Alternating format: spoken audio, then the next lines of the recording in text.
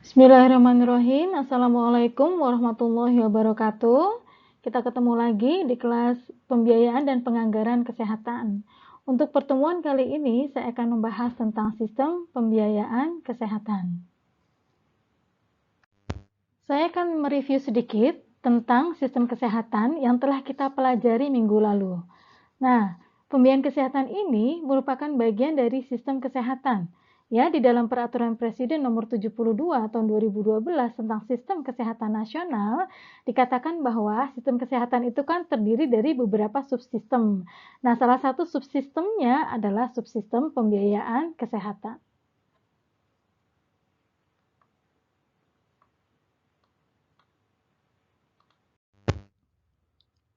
Oke, saya masuk kepada pengertian pembiayaan kesehatan.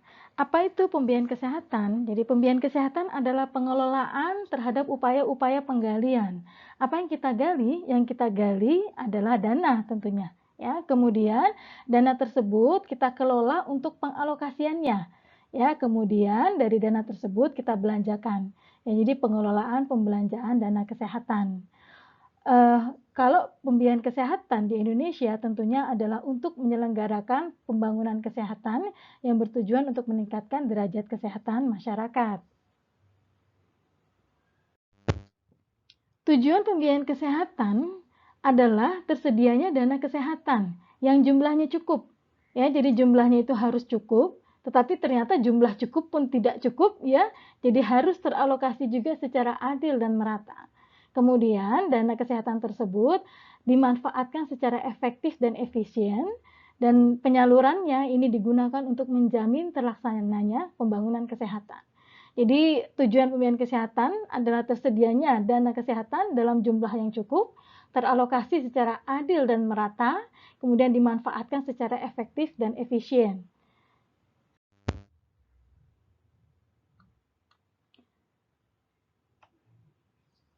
Oleh karenanya, prinsip dari pembiayaan kesehatan itu adalah kecukupan dana, kemudian dana tersebut dikelola secara efektif dan efisien, kemudian digunakan secara adil dan transparan. Ya, jadi kita tahu bahwa Indonesia ini terdiri dari kurang lebih 250 juta penduduk Indonesia.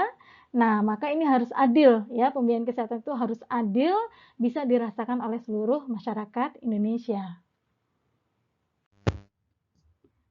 Ya, kita masuk kepada fungsi pembiayaan kesehatan. Ada 3 fungsi pembiayaan kesehatan. Yang pertama adalah revenue collection, yang kedua adalah pooling risk, dan yang ketiga adalah purchasing.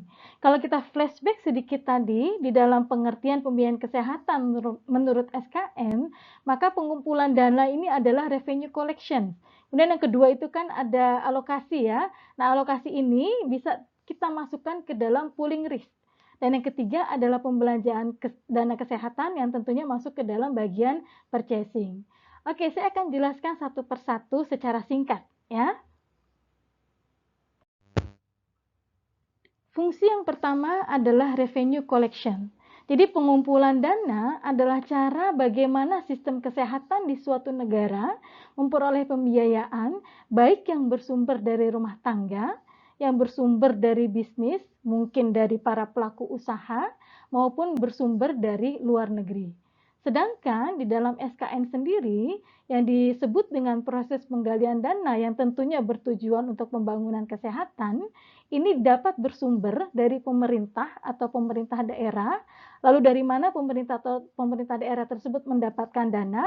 Tentunya melalui pajak. Ya, ada pajak umum, pajak khusus, ya, kemudian juga ada bantuan atau pinjaman dari luar negeri yang sifatnya mungkin tidak mengikat, serta berbagai sumber lainnya yang tentunya harus sesuai atau berdasarkan dengan peraturan perundang-undangan yang berlaku.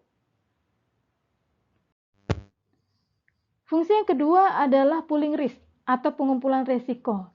Ini adalah pengumpulan dan pengelolaan sumber daya keuangan sehingga risiko finansial individu yang besar dan tidak dapat diprediksi menjadi dapat diprediksi dan didistribusikan di antara semua anggota kelompok. Jadi harapannya adalah dengan adanya dana yang terkumpul, ini kita bisa membagi risiko finansial ya. Jadi kalau ada masyarakat yang tidak mampu membayar, maka tetap dia bisa mendapatkan pelayanan kesehatan tanpa mereka harus mengeluarkan uang dalam jumlah yang besar. Ya, ini disebut dengan pooling risk. Jadi salah satu tujuan dari pooling risk itu adalah seperti tadi yang saya sampaikan. Di mana dana tersebut dikumpulkan. Jadi salah satu fungsi dari pooling risk ini adalah dana tersebut kan dikumpulkan. Ya, lalu setelah dikumpulkan, ini kan harus ada yang mengatur siapa yang akan membelanjakan atau siapa yang akan mengatur aliran dana terhadap para penyedia pelayanan kesehatan. Nah, ada 4 alternatif bentuk organisasi untuk pengumpulan resiko dan pembiayaan pelayanan kesehatan ini. Yang pertama adalah Kementerian Kesehatan, yang kedua Badan Penyelenggara Jaminan Sosial, yang ketiga asuransi kesehatan swasta, dan yang keempat adalah asuransi kesehatan berbasis komunitas. Jadi untuk swasta atau private ini bisa mengumpulkan dana kesehatan, dana dari masyarakat yang kemudian tentunya akan dikembalikan ya kepada para masyarakat sebagai anggota dari asuransi kesehatan swasta tersebut. Fungsi yang ketiga adalah purchasing atau pembelanjaan. Purchasing ini adalah pembiayaan terhadap sisi supply ya atau pasokan. Ini melingkupi berbagai ketentuan terkait bagaimana pembayaran dilakukan kepada pelayanan kesehatan yang telah memberikan layanan kesehatan. Jadi di dalam fungsi ini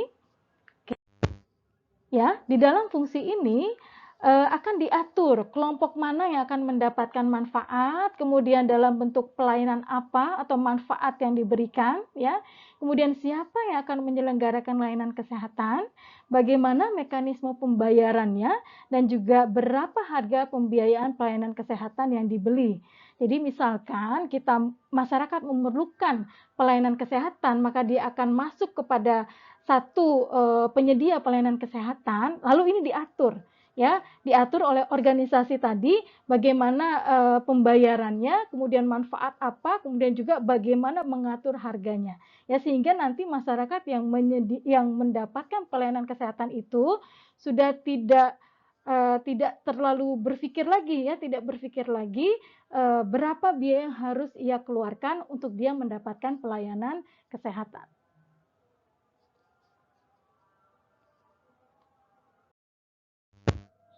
Ya, baik. Sampai sini pembelajaran tentang sistem pembiayaan kesehatan tentu lebih jelas dan lebih lengkap ada di modul pembelajaran. Jadi saya harap semua mahasiswa membaca dan memahami modul yang terkait dengan sistem pembiayaan kesehatan. Saya akhiri. Wabillahi taufiq wal hidayah. Wassalamualaikum warahmatullahi wabarakatuh.